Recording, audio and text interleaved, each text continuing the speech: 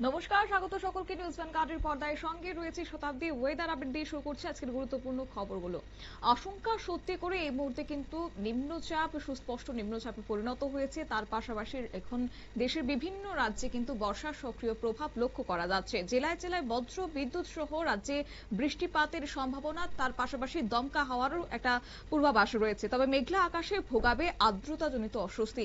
জানবো বিস্তারিত। সঙ্গে যুক্ত হয়েছে প্রতিনিধি অঙ্কিতা বর্ধন। অঙ্কিতা, কি জানতে পারছো? দেখো, পশ্চিম বঙ্গোপসাগরে কিন্তু নিম্নচাপ সৃষ্টি হয়েছে। আর সেই ক্ষেত্রে উড়িষ্যার বালেশ্বর থেকে 50 কিলোমিটার দক্ষিণ এবং দক্ষিণ পূর্ব, বাংলার দীঘা উপকূল থেকে 60 কিলোমিটার দক্ষিণ দক্ষিণ পশ্চিমে কিন্তু একটি নিম্নচাপ অবস্থান করছে। আর এটি ক্রমশ আরো পশ্চিম উত্তরের পশ্চিম দিকে সরবে।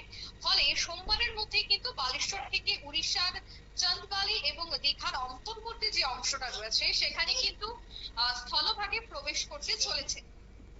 অন্যদিকে এই নিম্নচাপের জেরে দেখা যাচ্ছে যে বেশ কয়েকটি জেলায় বৃষ্টিপাতের সম্ভাবনা তৈরি হয়েছে পশ্চিমবঙ্গে। আর পশ্চিমবঙ্গ যেহেতু ত্রিপুরার একেবারে লাগোয়া একটি রাজ্য, সেক্ষেত্রে এর প্রভাবটা কিন্তু আংশিক হলেও রাজ্যে পড়তে পারে বা মৃদু হলেও কিন্তু পড়তে পারে। দেখো, গতকাল ছিল ছুটির দিন এবং রবিবারেও কিন্তু দেখা গেছে যে গোটা দিন মেঘলা আকাশ এবং হালকা বা সামান্য বৃষ্টিপাত, বেশ কয়েকটি জেলায় ভারী বৃষ্টিপাত লক্ষ্য করা গেছে। এছাড়া একাধিক জেলায় দেখা গেছে যে ভারী বৃষ্টিপাতের ফলে কিছু কিছু জায়গায় জলও জমে গেছে।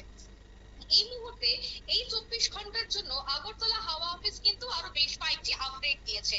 সেই আপডেটটা যদি একটু তুলে ধরি, তা হলো যে এই মুহূর্তেও কিন্তু একটা বড়সড় একটা আপডেট আমরা বলতে পারি আবহাওয়া দপ্তরের পক্ষ থেকে দেওয়া হয়েছে। সেটা হচ্ছে যে টেম্পারেচারটা সর্বোচ্চ মাত্র 34 ডিগ্রি থাকবে এবং সর্বনিম্নটা কিন্তু হতে পারে 25 ডিগ্রি সেলসিয়াস।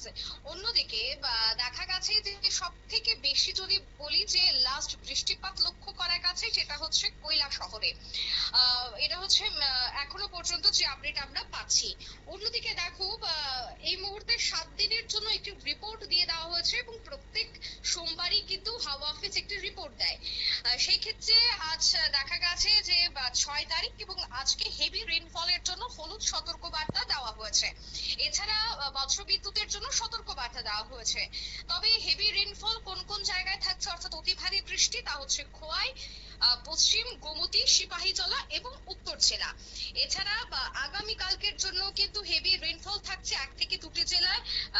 সেটা হচ্ছে গোমতী, সিপাহীজলা আর উত্তর জেলা। এছাড়া বজ্রবিদ্যুতের জন্য সতর্কবার্তা থাকছে। 9 তারিখেও একই ছবি থাকছে। 9 তারিখেও হেভি রেইনফলের সম্ভাবনা দেওয়া হয়েছে। তার পাশাপাশি হলুদ সতর্কবার্তা গোমতী, সিপাহীজলা এবং সাউথ ডিস্ট্রিক্টের জন্য। 10 তারিখের কথা যদি বলতে হয়, 10 তারিখেও হেভি রেইনফলের জন্য গোমতী, সিপাহীজলা আবার উত্তর জেলার জন্য সতর্কবার্তা দেওয়া হয়েছে। মোট কিন্তু 11 তারিখ পর্যন্ত হেভি রেইনফল থাকতে পারে রাজ্যের 1 থেকে 2টি জেলায়। আর 1 থেকে 2টি জেলায় বজ্রবিদ্যুতের জন্য কিন্তু এই মুহূর্তে হলুদ সতর্কবার্তা দিয়ে দেওয়া হয়েছে। শতাব্দী। একেবারে তাই, ধন্যবাদ।